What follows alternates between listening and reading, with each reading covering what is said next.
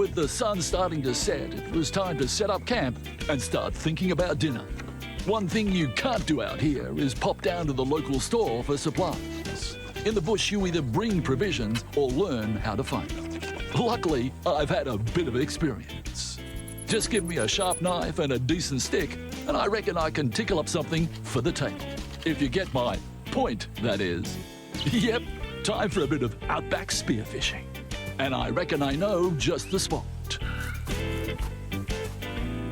Waterholes and billabongs such as this one are a natural source of bush tucker. Eels, yabbies and native fish like barramundi all call these sort of places home. And with a keen eye along with sharp reflexes, you'll find that food is not hard to find. Say hello to lunch. It's a platypus. With dinner taken care of, it was time to head back to camp. Come away. It's the third one this week. Twilight doesn't last long up north, and pretty soon it was just me and a cozy fire. It's a beautiful night, isn't it? I'll tell you what, it's a black one. And that's the problem. Moving around your camp this time of night can be a real hazard. That's why I never go into the outback without one of these. It's a headlamp torch. It goes onto your head like that. It turns on like that. Now, both my hands are free, so I can move around the camp, I can see what I'm doing, and I can still get things done, which is a real bonus. For example, if I come over here and perhaps I'm looking for some firewood, I can see that. Or if I come over to my car, I can look around, I can get things off the... Oh, that's the tow bar there. Get things off the roof of the car, I can take them inside and put them away in my camp.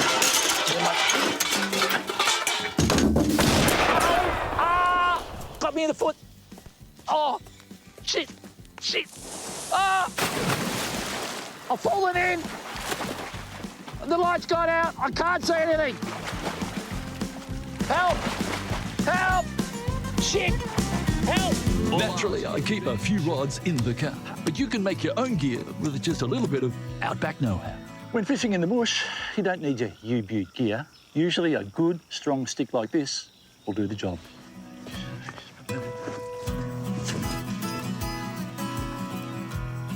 Well, that's the rod taken care of. What I need next is some decent bait. I'm looking for wood city grubs. Oh, here we go. It's not a wood city grub, it's a worm. That'll do the job nicely. Now it's just a matter of sitting back and waiting. And sure enough... Oh, there's a nibble now. Oh, got away, but I'll get him in a minute. Oh. Fishing is all about patience. You can spend hours waiting. Then, all of a sudden, they're on the bite. And before you know it, your rod's on fire. Dawn, and as the dawn sun begins to rise, so too do the animals of the bush, each creature coming to life. They say the early bird catches the worm, only it wasn't worms that I was after. I was chasing something far tastier, and I reckon I knew just where to look.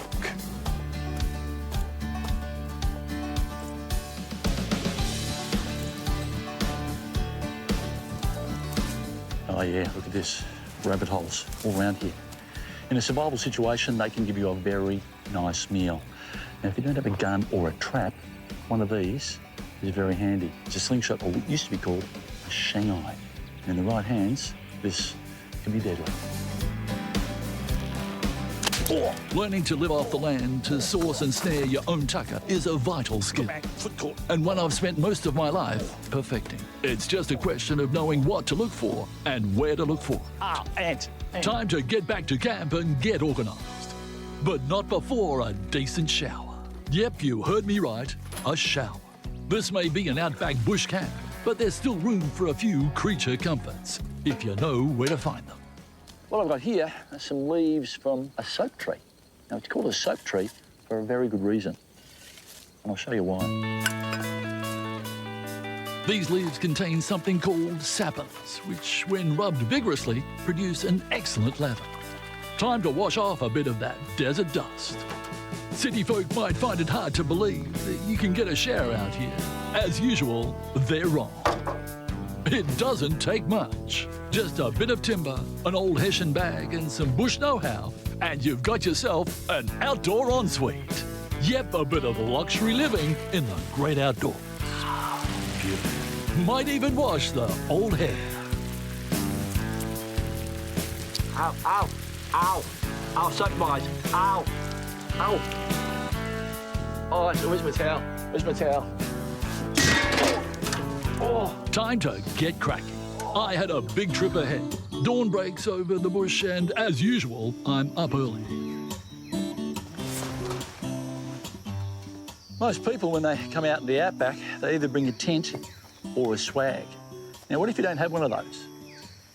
Then you're going to have to build somewhere to sleep. Luckily, nature provides you with most of the things you're going to need to do that. It's simply a matter of finding it and knowing what to do with it when you found it. And if you can't find it, knowing where to find it and what to do with it when you have. I'm going to find it, and I know what I'm going to do with it. I'm going to make it bed.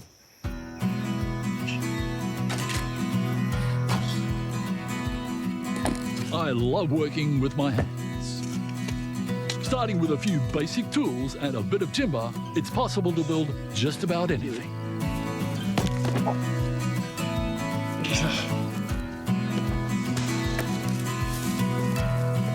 In less than an hour, I had the framework up. Looking good. But this was no time for resting on your laurels. Out here, there are no laurels. And if there were, I'd be using them for firewood. Why would you pay big bucks for some fancy tent setup when you can make something like this? Total cost, zero. So, there you have it, a basic bush shelter. I'm dry, I'm warm, and because I'm above the ground, I'm safe from danger.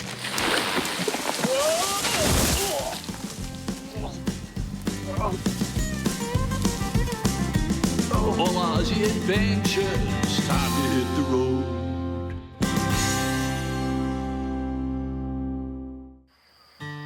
Dawn, and it's time to get the billy boiling. Just because you don't have any matches doesn't mean you can't start a fire. That's why I never go into the outback without one of these. A magnifying glass. And you just need some decent sun, a bit of bark or tinder, and you can make yourself a fire.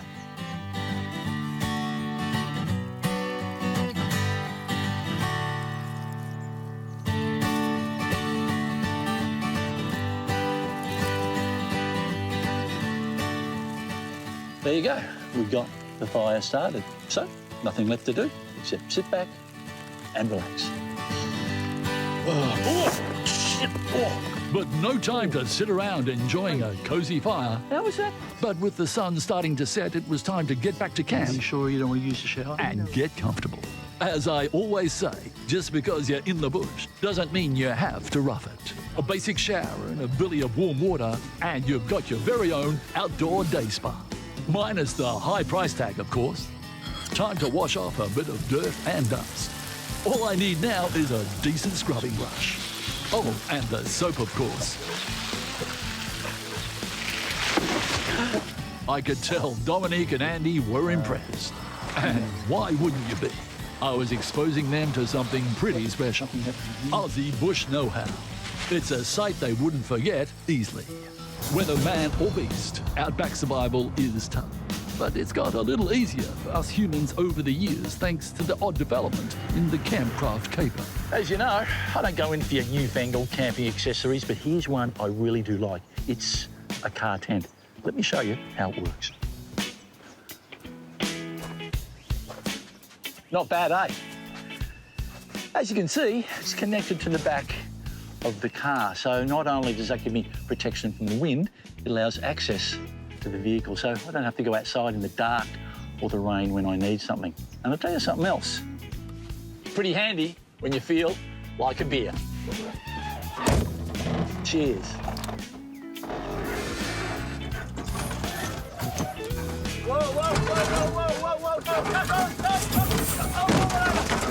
It's just a question of finding the perfect site, and you're set to relax in style.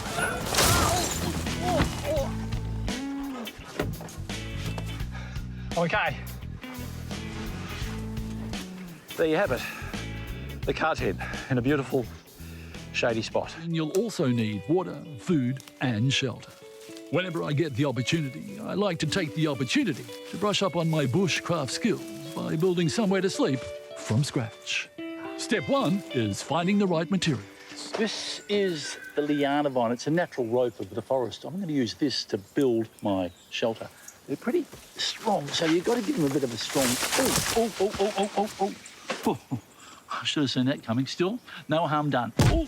Whether you use vine or rope, the key to camping without a tent is keeping yourself up out of danger. For this, all you need is a hammock and a couple of sturdy trees.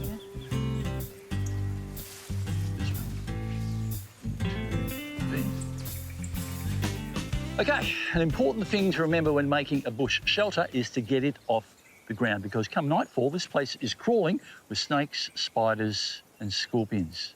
Quite frankly, I prefer to share my bed with something a little more cuddly.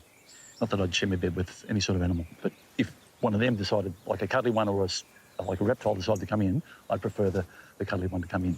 And then when it got in, I'd ask it to leave, because I would not sleep with an animal willingly or unwillingly. But if I did, it would be a cuddly one. Not that I would sleep with a cuddly one. Ever. Okay, so time to get in and just throw the thing over there. So there you have it, a simple but effective jungle hammock. I'm dry, I'm comfortable, and most of all, I'm above the ground. I wonder what the poor people are doing.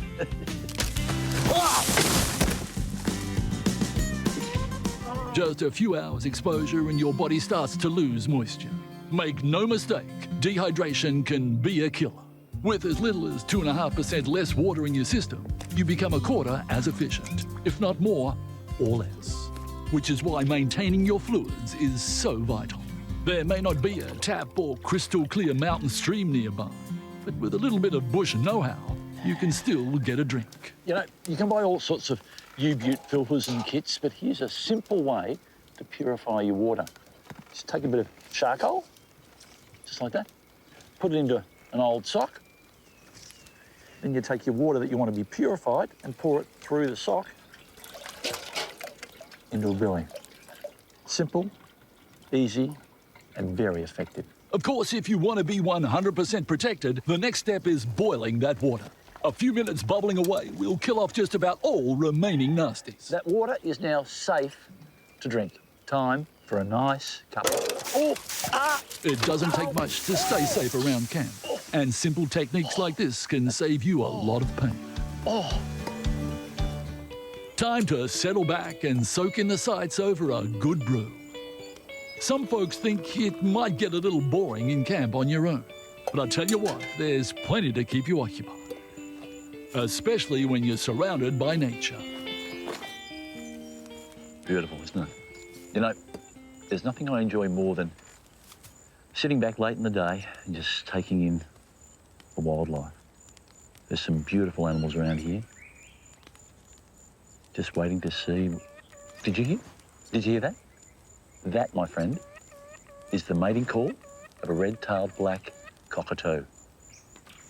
It's around here somewhere. Just a matter of trying to find it. Yeah. Can't see it now, but I'm prepared to wait. Oh, shit. Oh, but it's shat. Where is it? It shat on me twice. It shat in my mouth. You know, whenever I break camp, I have a little ritual. Make a habit of putting my gear back in the same place. Fuel, water, food, swag, blanket, and mallet. Always put it back in the right place. That way I know straight away if I've left anything behind. Stop, whoa. Oh. Ah! Whoa!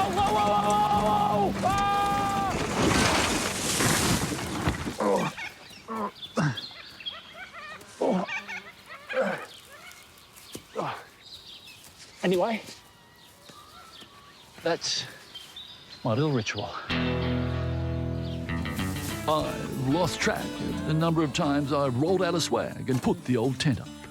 You become a pretty dab hand at it over the years. But shelter is just one part of the survival equation.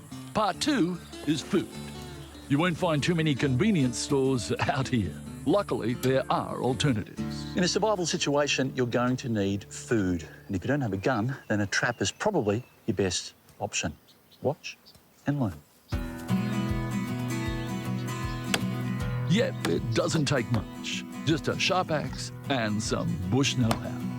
What we've got here is a simple but effective figure 4 trap. As you can see, this log here is designed to collapse, killing anything underneath. And around here, you get a lot of possums, native rats, rabbits, and they will give you a very nice meal. Good night, baby. And there's your lunch or dinner, depending what time you set the trap. If it was in the morning, it'd be lunch. If it was in the afternoon, it'd be your dinner. And if you did it late at night, it'd be your breakfast. A few more last-minute adjustments and we were ready to go. Okay, that trap is now set. What'll happen? An animal will come along here, smell the bait, and attempt to eat it. Wonder what's happened there. Oh, okay, bark. But no time to sit around admiring my own handiwork. We soon had a fire going and the tents set up. Looks like you need a bit of a hand. It's okay. Look, I've almost finished. No, look, it's all right. Just pop that in there. Just go over here. In the outback, it's important to conserve your energy. You know, you can huff and puff blowing up a lilo, or you can use a little bit of Aussie know-how. Just stick this in here. You got it in? Oh.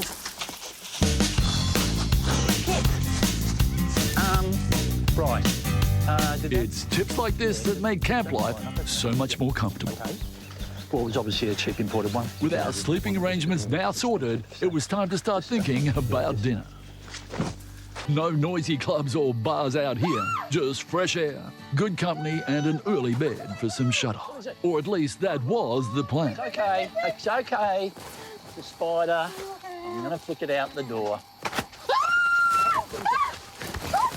Look out, look out, get up there.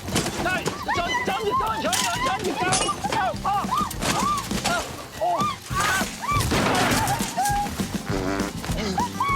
That's all right, that was me. Sorry.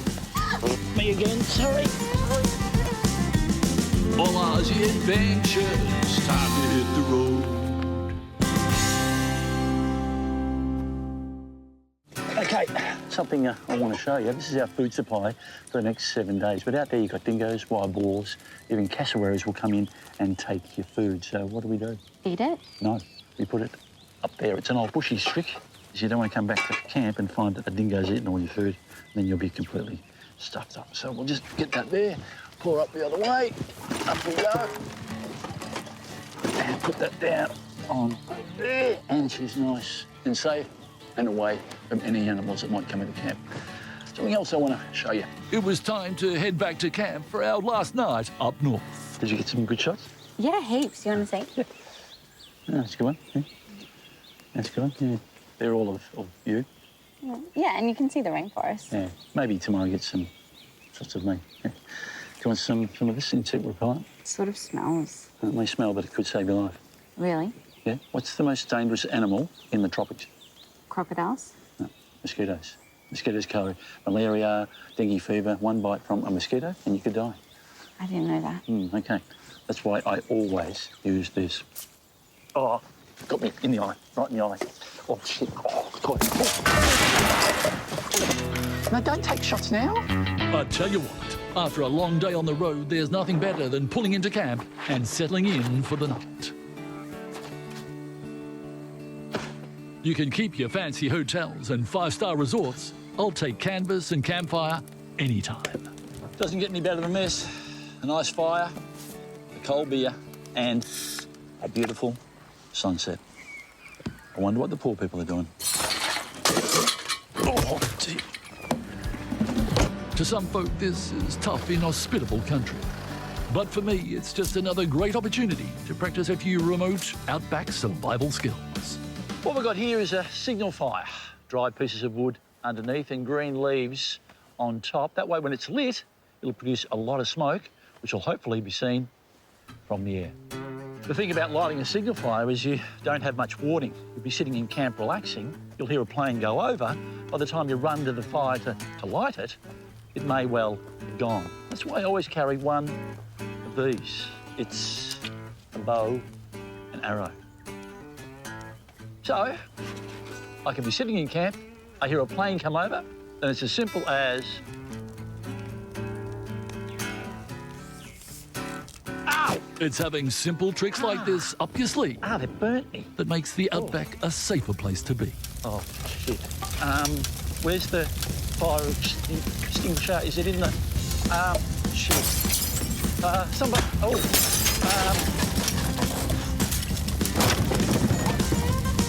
Not in Australia? Desperate to catch up on the newest episodes of Have You Been Paying Attention?